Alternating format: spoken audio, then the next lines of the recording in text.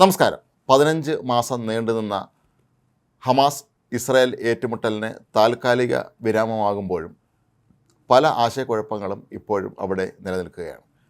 വരുന്ന ഞായറാഴ്ചയാണ് കരാർ നിലവിൽ വരുന്നത്.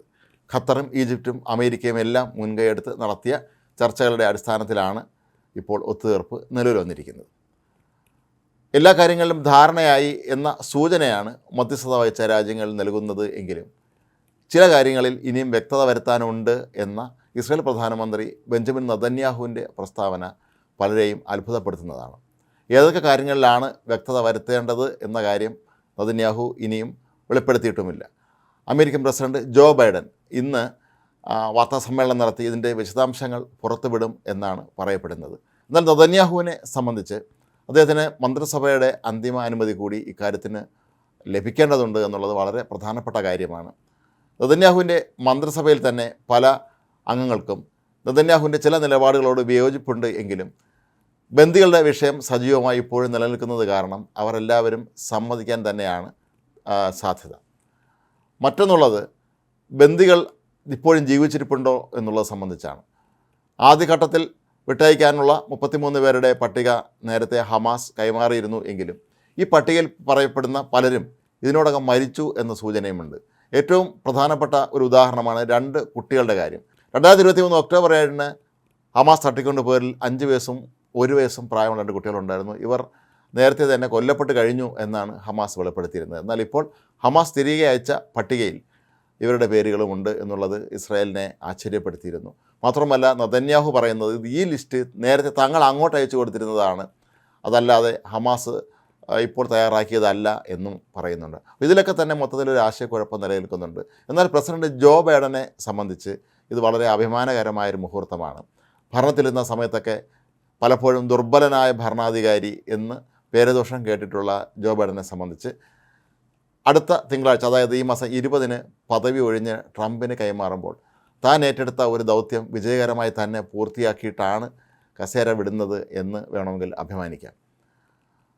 അത്രയും അദ്ദേഹം ഇക്കാര്യത്തിന് വേണ്ടി ബുദ്ധിമുട്ടിയിരുന്നു.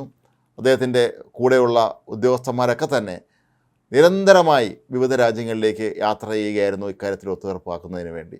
അങ്ങനെ അക്കാര്യത്തിലെല്ലാം തന്നെ ഒരു ധാരണയായി കഴിഞ്ഞിരിക്കുന്നു എന്നുള്ളത് ഏറ്റവും സന്തോഷകരമായൊരു കാര്യമാണ് ബൈഡനെ സംബന്ധിച്ച്. ട്രംപിനും ഇക്കാര്യത്തിൽ അഭിമാനിക്കാം. കാരണം ഡൊണാൾഡ് ട്രംപ് നേരത്തെ പലവട്ടം പ്രഖ്യാപിച്ചിരുന്നു ബന്ദികളെ വിട്ടുതരികയും വെടിനിർത്തൽ തയ്യാറാവുകയും ചെയ്തില്ലെങ്കിൽ ഹമാസിനെ നരകം കാണിക്കുമെന്ന് പറഞ്ഞിരുന്നു. അതുകൊണ്ട് തന്നെ ഒരുപക്ഷെ ട്രംപ് വരുന്നതിൻ്റെ ഭയം കൊണ്ടുകൂടിയായിരിക്കാം ഹമാസ് പെട്ടെന്ന് കീഴടങ്ങിയത് എന്ന ഒരു വാർത്ത എല്ലായിടവും പ്രചരിക്കുന്നുണ്ട്. ഇതൊക്കെ തന്നെ ട്രംപിന് അനുകൂല ഘടകമായി മാറാനുള്ള സാധ്യതയുണ്ട്. കാരണം അമേരിക്കയിലേക്ക് ഒരു അതിശക്തനായ ഭരണാധികാരി വീണ്ടും കടന്നു വരുന്നു എന്നുള്ളതിൻ്റെ സൂചനയായി ഈ ഒരു തീരുമാനത്തെ കണക്കാക്കാമെന്ന് പറയുന്നുണ്ട്.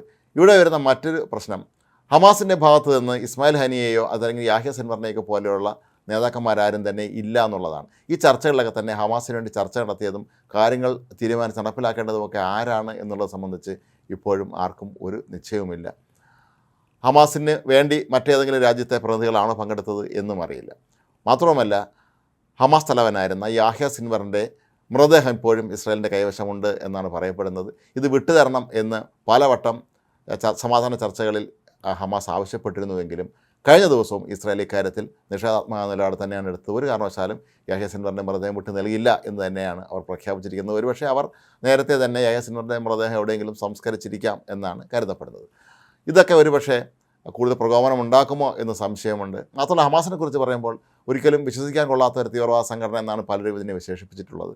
അതുകൊണ്ട് തന്നെ ഈ വെടിനിർത്തൽ എത്രത്തോളം കാലം ഫലപ്രദമായി മുന്നോട്ട് കൊണ്ടുപോകാൻ കഴിയും എന്ന ആശങ്കയും പലരും പ്രകടിപ്പിക്കുന്നുണ്ട്.